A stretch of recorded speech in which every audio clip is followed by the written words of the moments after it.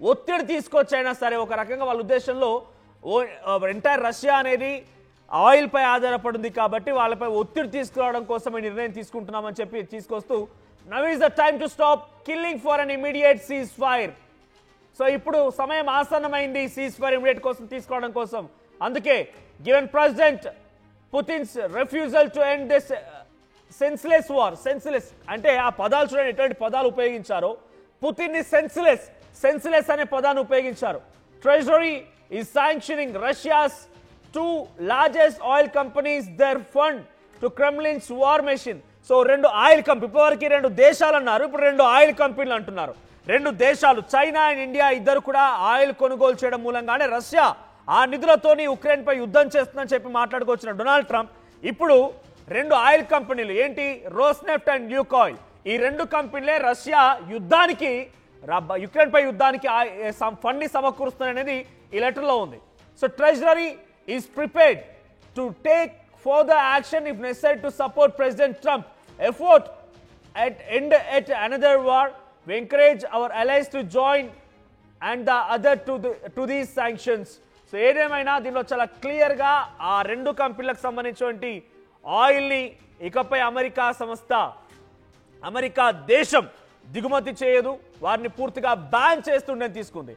అయితే మన భారతదేశం ఉన్నటువంటి మీ అందరికీ రోజు పెట్రోల్ మీ బైక్స్లో కానీ కార్లో కానీ ఫిల్ చేస్తూ ఉంటారు. Hindustan, Indian oil and Bharat, ఈ 3 పెట్రోల్ పంపుల్లోకి కూడా ఇప్పుడు కొంత తీవ్రమైనటువంటి ఇబ్బంది ఎదుర్కోక తప్పదట. మరి ఎటువంటి ప్రభావం ఉంటుంది, అసలు భారత్పై ఏ ప్రభావం పడుతుంది, మరి ఈ 3 ఆయిల్ కంపెనీలకి సప్లై చేసేది కూడా ఇదే ల్యూకాయిల్ అండ్ రెన్సాఫ్ట్. సో జనరల్గా మనం అత్యధిక మోతాదులో మన భారతదేశానికి వచ్చేటువంటి ఆయిల్ పర్చేజెస్లో ఎక్కువగా రష్యా నుంచే. సో రష్యాలో అత్యధికంగా ఆయిల్ పర్చేజ్ చేసేది ఇండియానే, అంటే ఇటు ఇండియా ఎక్కువగా పర్చేజ్ చేస్తోంది రష్యా దగ్గర నుంచే, అటు రష్యా కూడా టాప్ పొజిషన్, రష్యా అమ్మకాలు చేపడుతున్న దాంట్లో ఇండియాకే అత్యధికంగా అమ్మకాలు చేపడుతుంది. సో ఇప్పుడు రష్యాకు సంబంధించి ఈ 2 కంపెనీల పైన అటు అమెరికా సంస్థ ఆంక్షలు విధించడంతో, బ్యాన్ చేయడంతో Indian oil, Bharat and Hindustan, ఈ 3 ఇండియన్ ఆయిల్ కంపెనీస్ కి ఎటువంటి ఎఫెక్ట్ పడుతుందో చూడాల్సిన అవసరం అయితే ఉంది. So there will be somewhat hike, prices లో హైక్ జరగవచ్చు. ఎందుకంటే అటు రష్యా అమెరికాకు సంబంధించిన ఆయిల్ దిగుమతులని పూర్తిగా కూడా అమెరికా ఆపేసింది, రష్యా కంపెనీలని పూర్తిగా బ్యాన్ చేసింది కాబట్టి ఆ కంపెనీలకి లాస్ వచ్చే అవకాశం ఉంది. దీంతో ఏం చేయవచ్చు, సో సప్లై తగ్గింది, వాళ్ళ ప్రైస్ తగ్గకుండా ఉండాలి, వాళ్ళ స్టెబిలిటీ ఉండాలి, కాబట్టి కొంత ఆయిల్ ప్రైస్ అయితే పెరిగే అవకాశం ఉంది. బహుశా మీకు గుర్తుండే ఉంటుంది, రష్యా ఉక్రెయిన్ యుద్ధం మొదలైంది ఇప్పుడు కాదు, 3-4 ఏళ్ల క్రితం. సో అప్పుడు మొదలైనటువంటి రష్యా ఉక్రెయిన్ యుద్ధం తర్వాత మీరంతా బహుశా ఫేస్ చేసే ఉంటారు, పెట్రోల్ ధరలు చాలా అధికంగా పెరిగిపోయాయి, 1 టన్ నూనె ధరలు పెరిగిపోయాయి, ఎటు చూసినా ఆయిల్ అంతా కూడా ఆకాశాన్ని అంటింది ధరలన్నీ కూడా.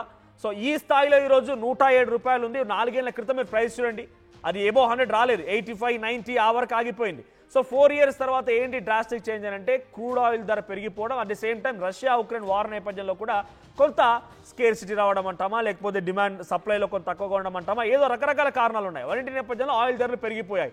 బహుశా ఇప్పుడు అమెరికా ఆ 2 కంపెనీల పైన ఇప్పుడు కొంత కఠినమైనటువంటి చర్యలు తీసుకొని ఆ ఆయిల్ కంపెనీస్ పైన బ్యాన్ విధించడం, లేకపోతే తమ ప్రమేయం ఉండదు ఇక అనే రకంగా వారు వివరించడంతో డెఫినెట్గా ఇప్పుడు ఆ ప్రభావం Indian oil, Hindustan and Bharat oil పైన పడే అవకాశం కనబడుతోంది. సో 2 ప్రధాన ఆయిల్ కంపెనీలు రష్యన్ ఆయిల్ కంపెనీలే అటు రష్యా యుద్ధానికి ఫండింగ్ ఇస్తున్నాయనేది ఆ లెటర్ ప్యాడ్ రాసుకొచ్చారు.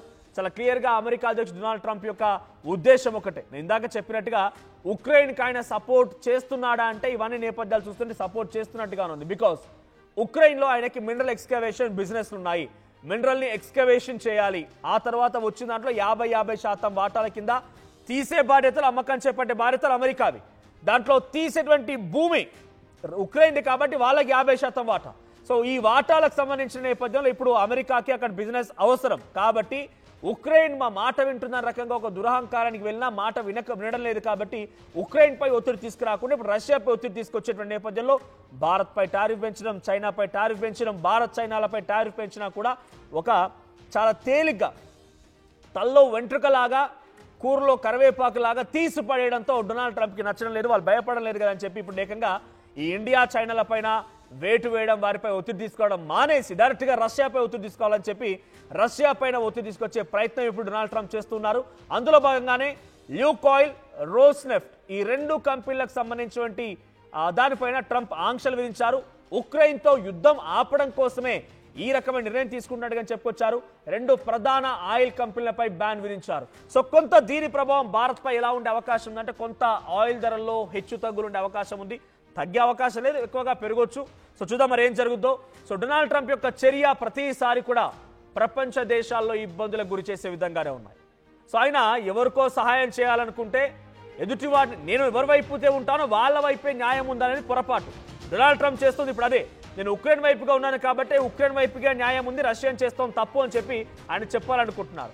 సో యుక్రెయిన్ వైపుగా న్యాయంగా నిలబడాలని చెప్పి రష్యాకు సపోర్ట్ చేసే కంపెనీలు దేశాలు కానివ్వండి, లేదా రష్యాకి దగ్గరగా ఉన్న దేశాలపై ఒత్తిడి తీసుకురావడాలు, వాళ్ళపై టారిఫ్ పెంచడాలు, వాళ్ళని ఇబ్బందులకు గురి చేయడాలు, ఈ రకంగా ఒక దుస్సాహసంతో దురహంకారంతో ప్రతిసారి కూడా ఒక అంతర్యుద్ధాన్ని దేశ విదేశాల్లో ఒక అలజడిని సృష్టించాలని ఒక ఆలోచన తప్ప ఆయన ఏమాత్రం కూడా శాంతి దూత, శాంతి కోసం ప్రయత్నం చేస్తున్నటువంటి మాటల వరకే పరిమితం అవుతున్నాయి, కానీ చేతల్లో ఏమాత్రం కనిపించడం లేదు.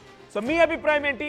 ఇప్పుడు డెఫినెట్గా కొంత పెట్రోల్ డీజిల్ ప్రైస్లో డిఫరెన్సెస్ ఉండే అవకాశం ఉంది, హైక్ కావచ్చు. సో మీ అభిప్రాయం ఏంటి? డొనాల్డ్ ట్రంప్ యొక్క నిర్ణయం